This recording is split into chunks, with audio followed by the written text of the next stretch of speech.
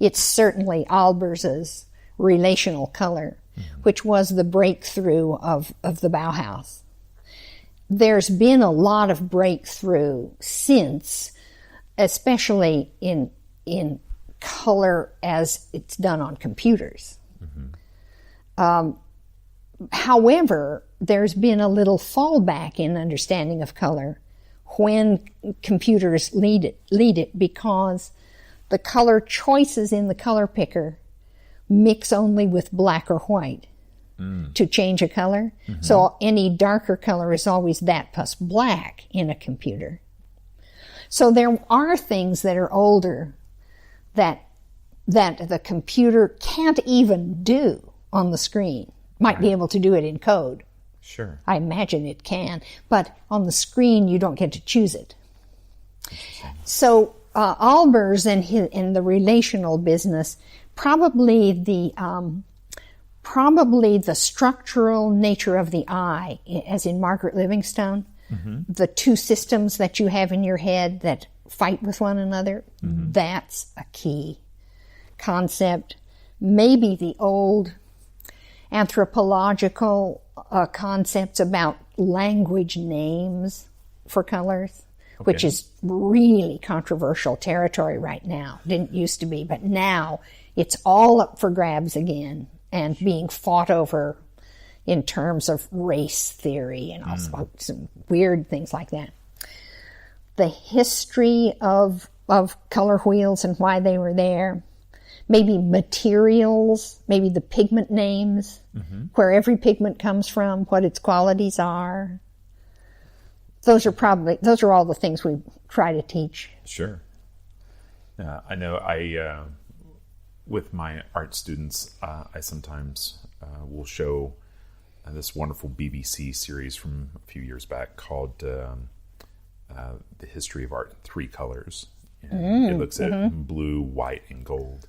And blue, just that topic is so deep, right? Just in terms of the fact that, they found that some, primitive cultures, they don't even recognize it even being a color. And, and then you look at Titian and, the history of lapis lazuli, and it's just, sort of thing I really geek out on as an artist. Right? Yes. Well, and all that theory, the question that's still constantly raised, people still say to me with entire seriousness that the Greeks couldn't see colors because they didn't have names of a certain kind. Interesting. And then. Well, I think part of that is probably the misperception that all of their sculptures were white. Right? Which is which is not true. Right. They were all painted, and they were all, in actuality, probably rather garish in the way they're the type of color that was applied. And so that's interesting. And so you get that question a lot? In every color theory class, there's an 18th century scholar who began it. The question. In every class, there is a serious quote from some classics scholar, some person who has read this classic scholar, who, when it's brought up again, probably online.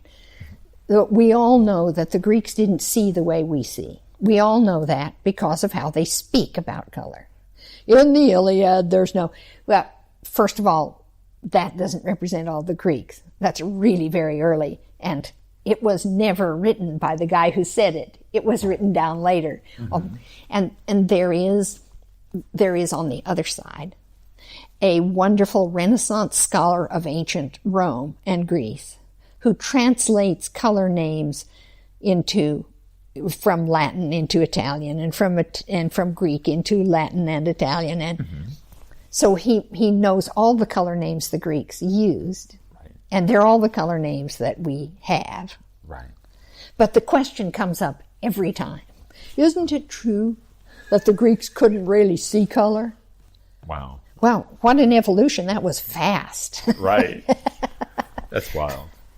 And so, So when you came back to SMU, in department chair, were you still teaching everything, or did? No, the departments had the dean had divorced them in about 1979. And created silos. And created the two, art and art history, because the faculty meetings with all of them in the room were hellish. Oh. Since the interests were different. Mm-hmm.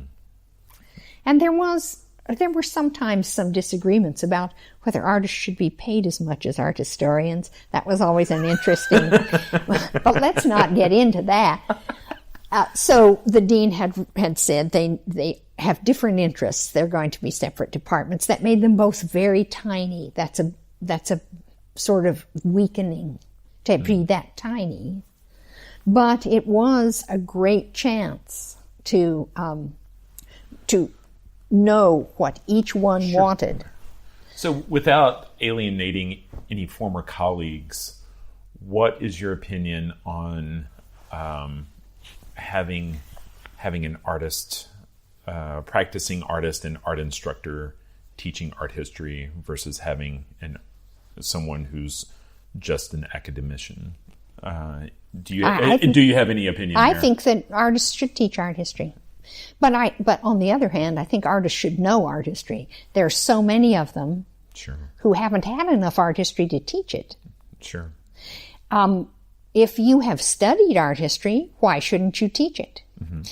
And it does avoid usually some embarrassing moments where an art historian doesn't know that a print is actually made backwards. I saw that happen in a lecture. The art historian who was visiting SMU wasn't one of my colleagues. Mm-hmm. The art historian said, now this is an etching that so-and-so made in relation to his portrait of the king.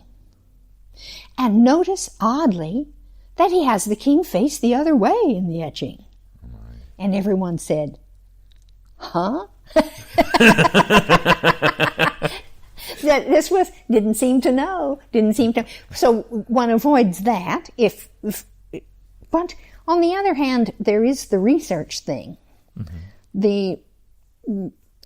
An art historian doctorate is a research. They know the research that applies to a certain painting. Sure. I think, for example, of the wonderful recent, my colleague at SMU, young colleague named Amy Freund, mm-hmm. has a wonderful article in a DMA publication about dogs in the French painter Udry, and how the dogs of the men are hunting dogs and represent one thing, and the dogs of the women, going all the way back to Renaissance and before, the dogs of the women are lap dogs. And these are actually kind of phallic equivalents. Wow. And intended as that. Right. As representatives of the hunter, the man, the fighter, the killer, and then the receptive little fuzzball. Right. This research is pretty brilliant, and it came from knowing a lot about 18th century philosophical thinking and society and Udry and... Right. Wow. So it's my perception that those guys wind up choosing, they choose some point in the timeline, whether it's contemporary or way back, that they want to spend the rest of their life going deep on. Right, deep. I want to be the one guy who goes super deep on this one topic in art history. Hence Bill's love of Velázquez, right, and Sanchez Cotan and a few other people. Right. And we get to be the lucky ones to benefit from his love of that. And, so you over the years, like I said, huge influence. I got to hire a lot of people. You got to hire a lot of people. Good people. Which is the great thing about that. There's probably no other way that you can influence that department more than deciding what great people to surround yourself with and put out there for the students. Mm-hmm. And so, who were some of the? Well, I don't want to say who's some of the best, but who are the good ones? There was Peter B. Sicker, and then after him, I wasn't chair, but after him, there's Brian Malanphy, who was his successor. That's 2 ceramists. There was Jay Sullivan, who was a sculptor, philosopher, who became chair. Sure.